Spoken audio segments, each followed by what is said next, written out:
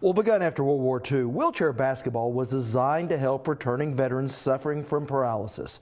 But as our Lisa Hines shows us, it's not a sport for the faint of heart. That's right, Rob. Amid the crashing metal, there are life lessons to be learned.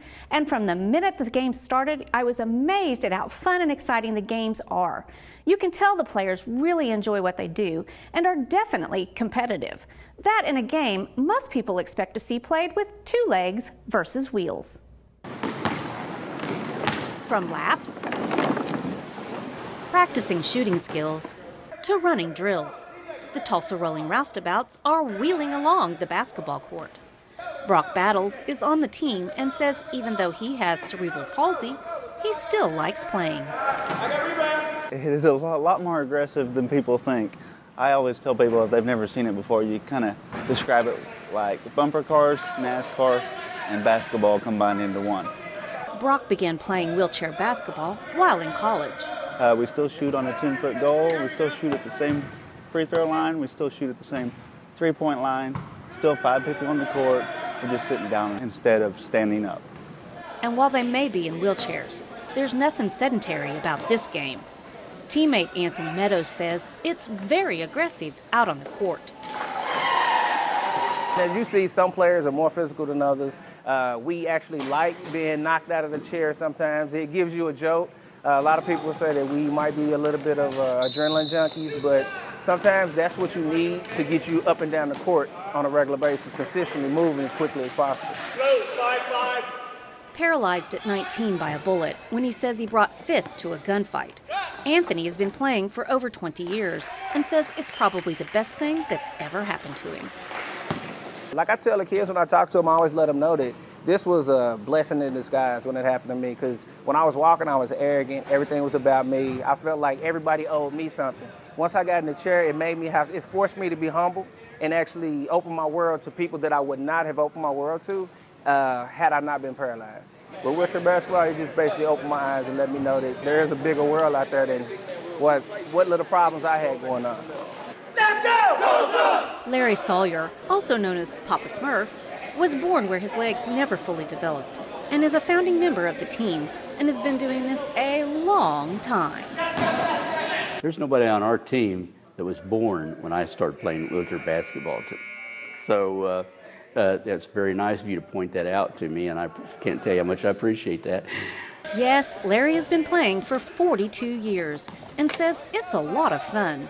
You can see by the games today that it's very, very competitive. And again, a lot of people think that, well, isn't that precious?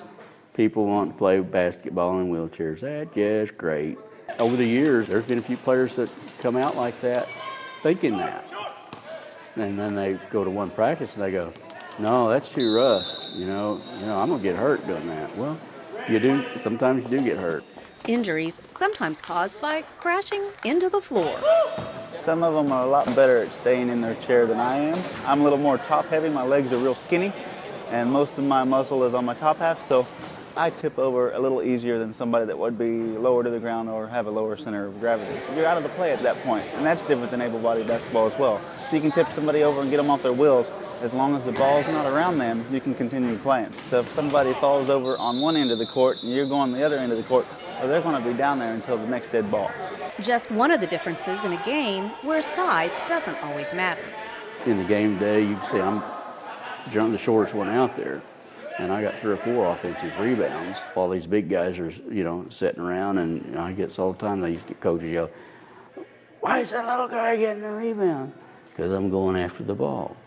And that's one thing good about wheelchair basketball. You can be on a big guy. You keep him blocked out where he can't move his chair and he can't go. Then you can sit there and let the ball bounce on the ground and drop, and just lay there if you can play your position right. And it seems to be working. Ranked in the top 20 in the nation, the Tulsa Rolling Roustabouts are headed to nationals in April. But for Anthony Meadows and his teammates, this is a game that's not just about winning.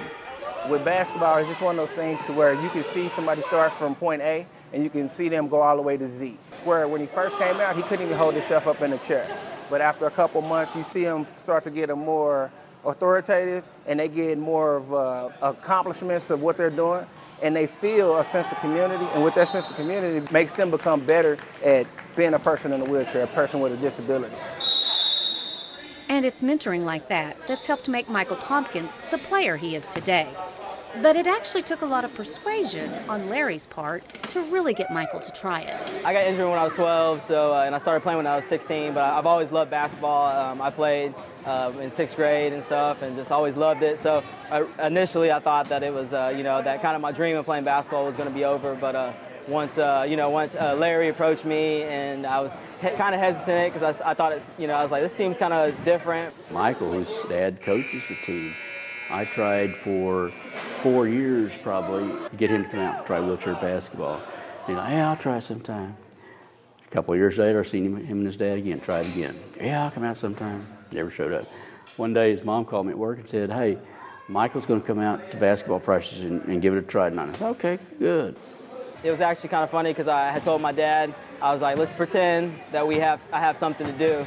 Like, let's pretend I have a meeting. That way I can only stay for like 10 minutes, and I say, okay, I got to go now.